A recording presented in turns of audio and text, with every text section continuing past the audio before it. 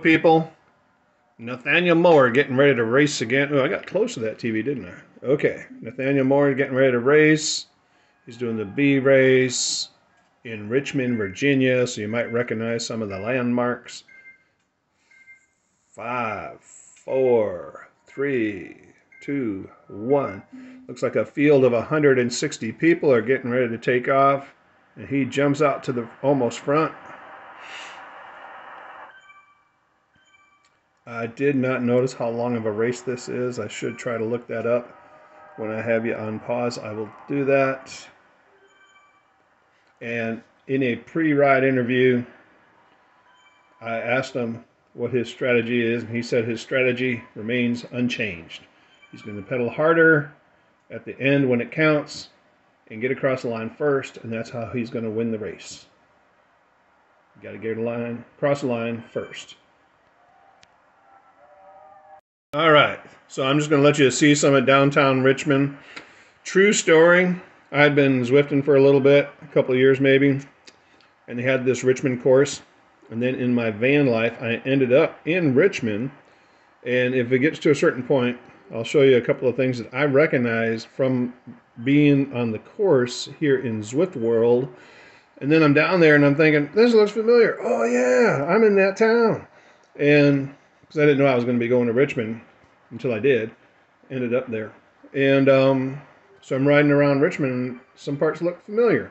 So when we get to those parts, I will come back and point those out to you. And this might be a 10-mile race. So I did see something that said a UCI course 10 miles, so that might be what we're going to be looking at here. Trick is there's some long climbs on this race, even though it's supposed to be flat as fast. There ain't nothing flat in Richmond, Virginia. Coming up straight ahead is one of those national statue monuments from history. Oh, look, it's a bicycle monument history statue thing. Okay. And then we're getting through that downtown boulevard.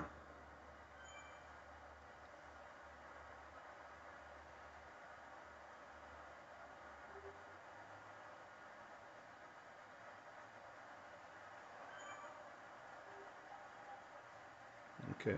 Anybody recognize those buildings?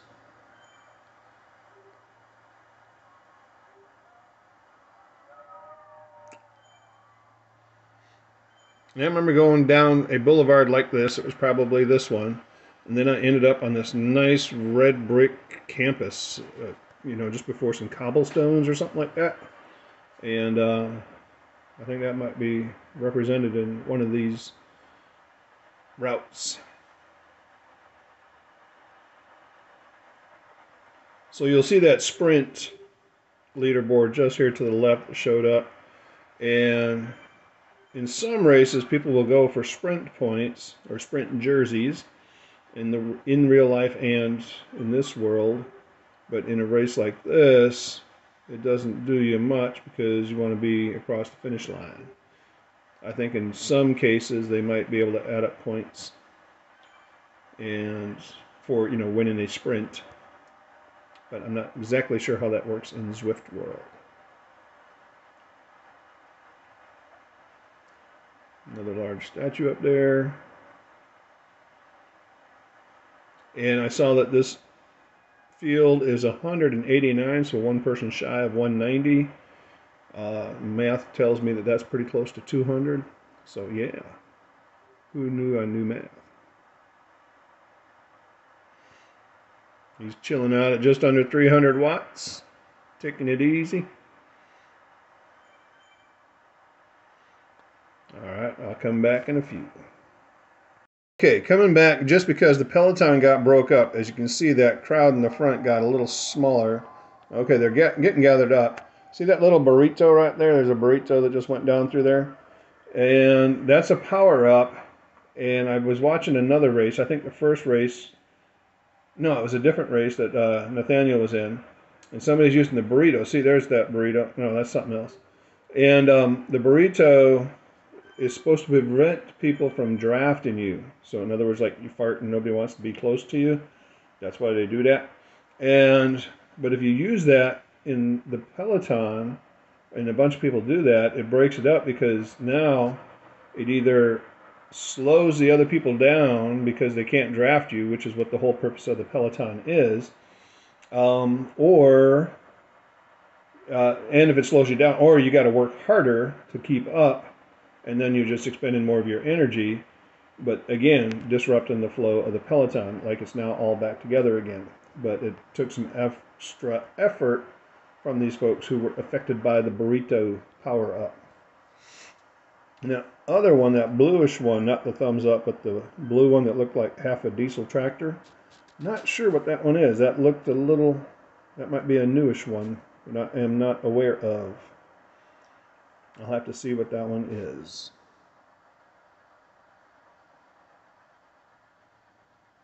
Oh, I remember that parking lot to the right. Road right by there.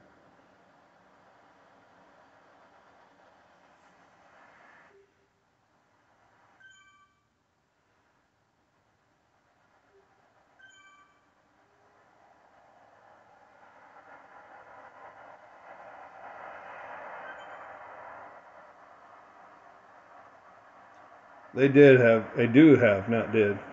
a lot of very nice architecture there in downtown Richmond, Virginia. I think that town's been around for a few years.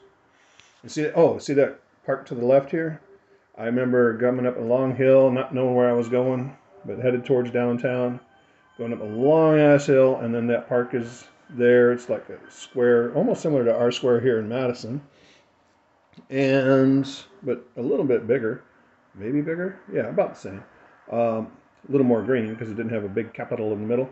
And, coffee shop and vendors and stuff. So I stopped at a little coffee vendor and had a coffee and rode around the square and then went down this big long downhill, which is gradual and down, and which is what they're probably going to be doing momentarily. See those cobbled bricks right there down below us in this lower part right here? So those are cobbled bricks, which is a good example of a time to use what I referred to as the diesel, but it's actually a steamroller. So the steamroller changes the coefficient drag of the, rolling resistance. And in other words, if you're on a gravel route or this cobblestone type stuff, rough terrain, bridges, wood, that would typically slow you down. There's Enmore, I see him up in there. It will be the equivalent of rolling on a road bike on a smooth paved road surface. So that is when you would want to use that steamroller, just like that guy right there. He's using it at the perfect time. Now you know. There was the end of another sprint. A couple of people set some PRs, hence the confetti.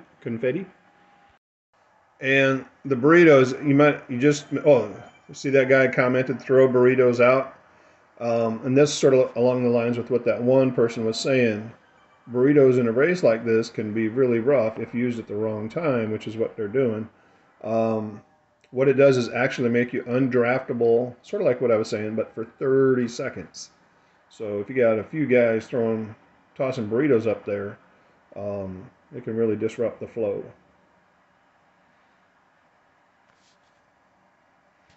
All right, I'll come back in a few more seconds or meters or miles or what have ya. All right, back at you live. Here we go. We got, I think, just a mile to go, so I'm going to keep it on. I'm not sure if this is a 10.1 mile course, but it might be, in which case we'll just give you the last mile here. What confuses me is this little thing over here to the left. See that little profile? And we just had a sprint, which is that green one. These things are really hard to read. There's another green one saying that there's another sprint coming up. But then if you look over to the right of that, there's a dip, and then there's a couple of polka dot things. That looks like a couple of KOMs followed by what might be the Z finish, in which case this might be a little bit longer ride because that next sprint is going to be beyond the 10.1. And so we'll know if I'm reading it right if we get beyond 10.1 and this thing is still going. You can never tell which direction that thing goes, and it's not always left or right, it seems. I have a real hard time with that little upper right hand diagram.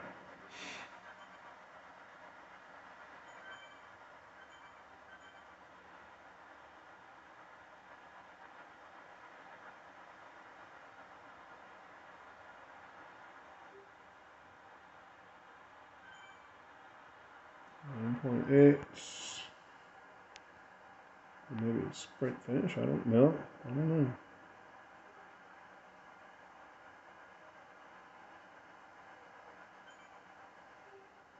– 31 miles per hour average right now. That's pretty hot. Okay, 230. So it can't be 10.1. Otherwise, these people would be sprinting right now. There's 10.1. We're still going. We're going chill, it looks like. So, if that is the case, and that piece over, where's that? There. That piece there looks like you got 2 KOMs followed by another climb to the finish, if that is how I'm reading that correctly. In which case, Nathaniel going to have to work hard because he a big boy. So that'll be quite the finish for sure. There's N more. I see the little name tag up there. All right, and I think here comes. Oh, where'd that sprinter? See that whole graphic? Oh, there it is. See, it disappeared, and now the tag is way back to the left of the first sprint. So I don't think that is. I have no idea how to read that thing because it's not telling me anything. So they're definitely not headed towards what I was just pointing at. In which case, I don't know what the course is and how far it is. So I'm just going to keep this going.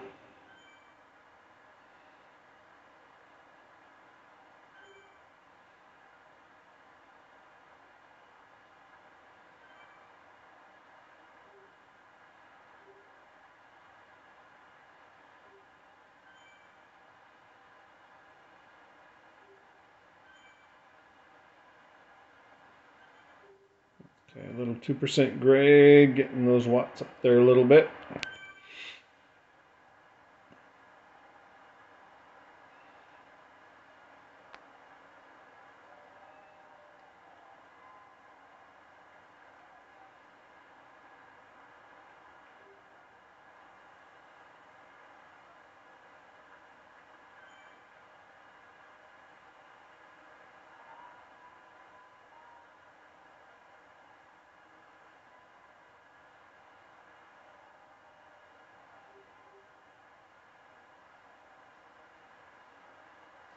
Okay, speed has slowed down. It's 25 miles an hour right now.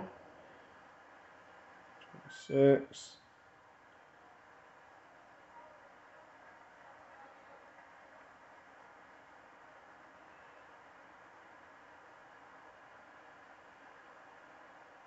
Okay, it looks like there's a lot of jockeying for position. No, that just happens all the time.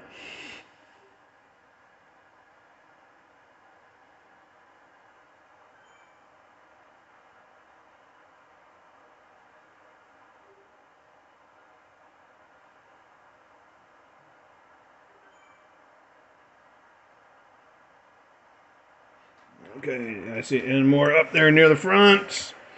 Just in case. It looks like it's getting crowded up there. Oops, there we go.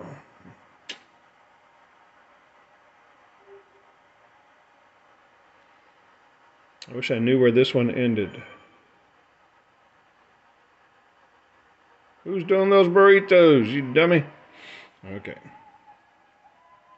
500 watt. They're picking it up. Something's going on here. Keep your eyes peeled. Maybe that sprint line is going to be the finish. Why are they dropping their burritos? They're trying to break it up. Yep. This is it, people. This is it. Tanny's doing over 1,200 watts. Oh, my God. 1,000 watts. Keep going, Tanny. Keep going. Dig, dig, dig. Dig.